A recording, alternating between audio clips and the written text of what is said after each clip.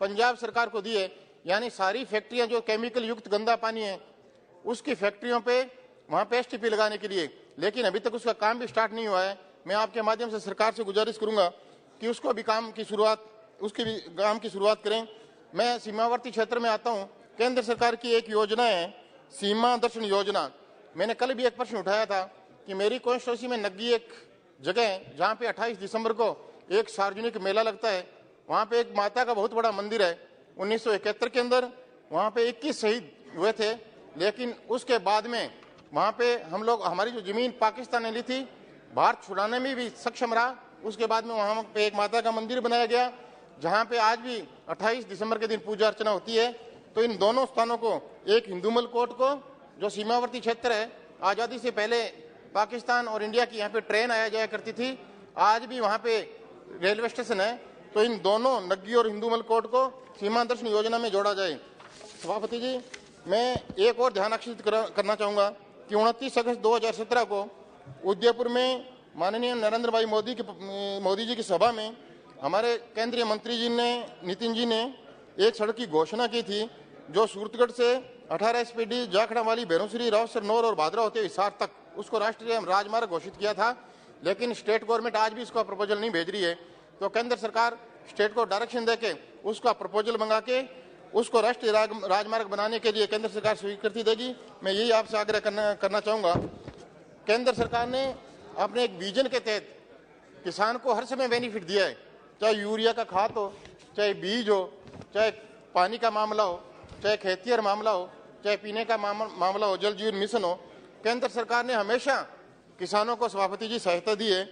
हम लोग देखते हैं यूरिया 2450 रुपये, यानी 45 किलो यूरिया 2450 रुपये की आ रही है, लेकिन केंद्र सरकार सब्सिडी देकर सिर्फ 266 रुपये यूरिया किसान को दे रही है।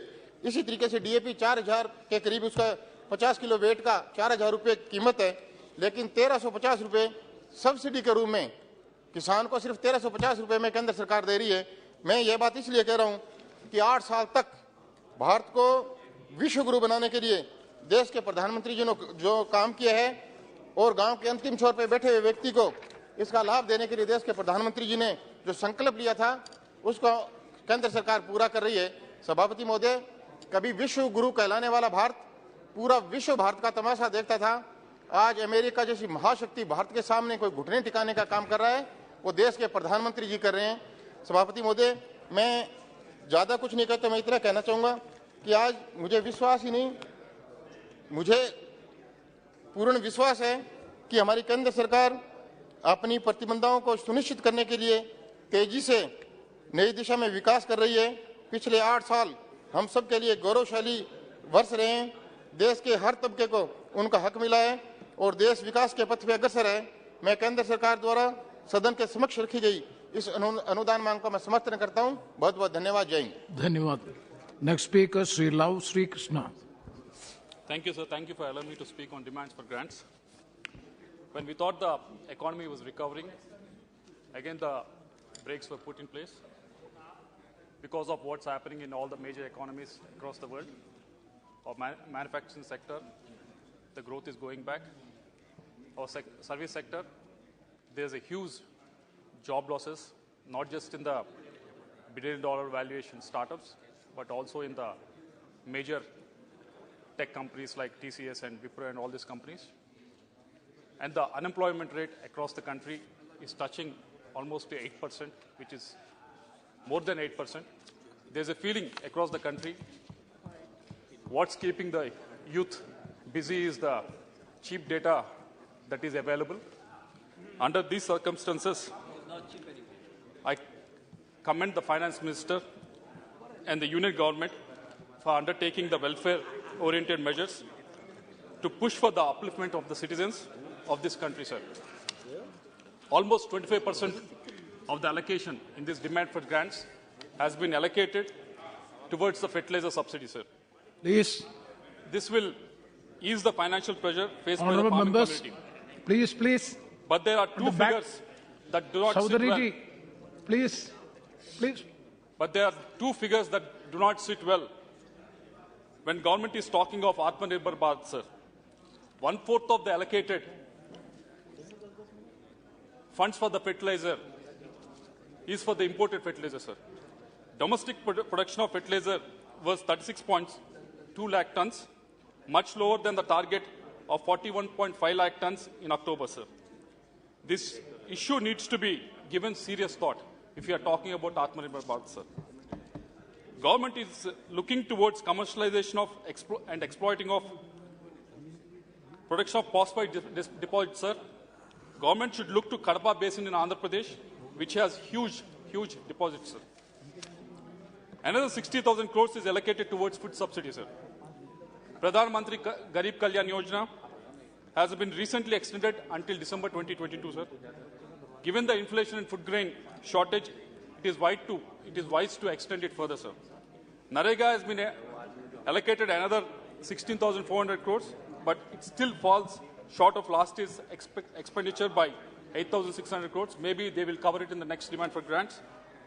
Andhra Pradesh was allocated only 14 crore man-days, sir, which was reduced to 9.68 crore man-days. This comes on back of AP specifically requesting for 26 crore man-days in review meeting that has held in early 2022, sir, before the budget was announced. Coming to the fiscal deficit, now the government is asking for additional expenditure of 3.26 lakh crores, sir. This will definitely push the central fiscal deficit to exceed the budget target of 6.4% by around 80,000 to 1 lakh crores, sir. Center has many times schooled states for exceeding their fiscal deficit. It's time Center to lead either by example or understand the state's concerns and increase the borrowing limit, sir. 9,951 crores has been given as GST compensation to the states. It's very much appreciable, sir. But Center's revenue from cesses and surcharges has raised from 10.4% in 2011 to 26.7% in 21-22, sir. To strengthen the federal structure, either extend the GST compensation by 5 years or share the surcharges with the states, sir. Because PMGSY, JJM, and land acquisition costs that has to be incurred by the states towards the roads and railways has to come from the states, sir. Unless, if these projects has to go forward, and if central government wants states to take this forward, these cess and surcharges has to be shared with the state governments. Otherwise, states like Andhra Pradesh, no projects can go forward, sir. In 22-23 budget, it's all about capex expenditure, sir. Minister has talked about capex expenditure. We all members have talked about capex expenditure, and everyone said it's a silver bullet for all the problems that is there in this country, sir. Government has an ambitious capex target of 7.5 lakh crore. It was 24% higher than previous year, sir. But CAG data indicates that between April and October 2022, expenditure was around 4 lakh crores. It was almost close to 50%, sir.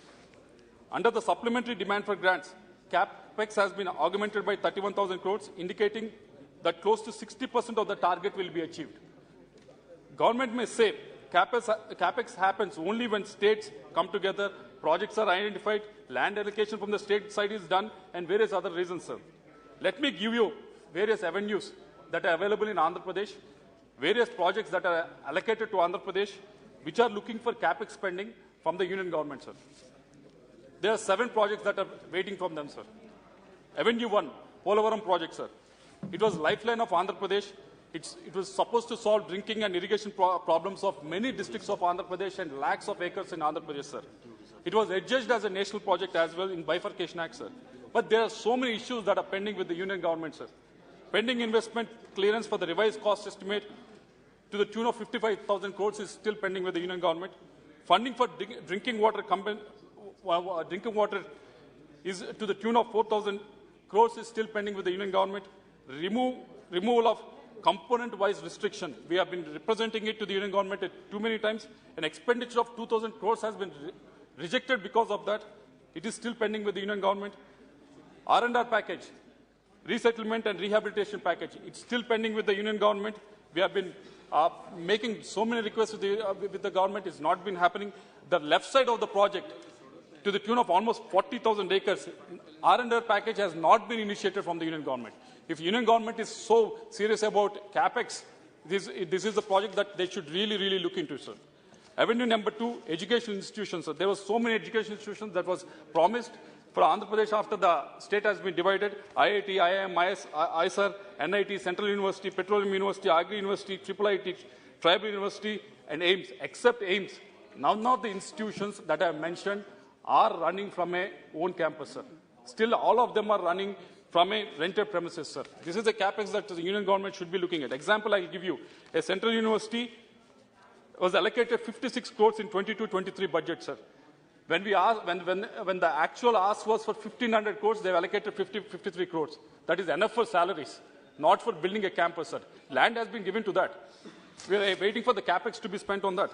And third avenue, sir, there was in the last budget, finance minister has mentioned about interlinking of Godavari and Penna.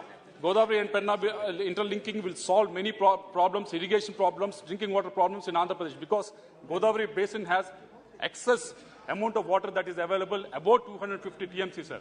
And that was announced in the last budget, and that has been mentioned as one of the capex projects, sir. But nothing has been happened in the last 8 months. Nothing has been discussed, no DPRs, nothing has been forwarded in that direction, sir. And avenue number 4, just 2-3 minutes, sir. Avenue number 4, with regards to the health infra, sir. Andhra Pradesh, with a population of 5.2 crores, we had only 13 districts when the YSR Congress Party and YS Jagannath Reddy Garu became CM in 2019, sir. After he became CM, he realized decentralization of administration is the way forward. That's why he created each parliament as one district. And the first thing that we identified in each district was the lacuna with regards to the healthcare and education, sir.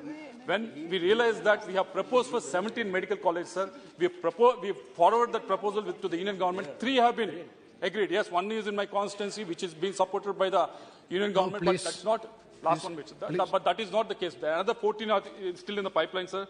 The same thing with the road projects as well, sir. There's so many announcements that have been made with the road projects, sir. Works of 1,50,000 crores are under implementation, sir. Another 48,000 crores has been awarded, sir. So when these are going to see the light of the day, sir, unless the capex has been spent, sir. And railway projects, last 2 points, sir. Railway projects have been sanctioned to the tune of 9,000 crores, sir, for the year 22-23. When they sanctioned it, we mentioned it, sir. Are you going to spend this amount or not? As we are seeing, it's not being spent, sir, because the reason they are giving is, let the state give the land, then we'll spend with regards to the new lines, sir. Sir, all these agreements were made before the bifurcation of Andhra Pradesh. We are ready to renegotiate. The revenues of the... Sir, last one point, sir. Last one point, special. All these were made before 2014, sir. So we are asking to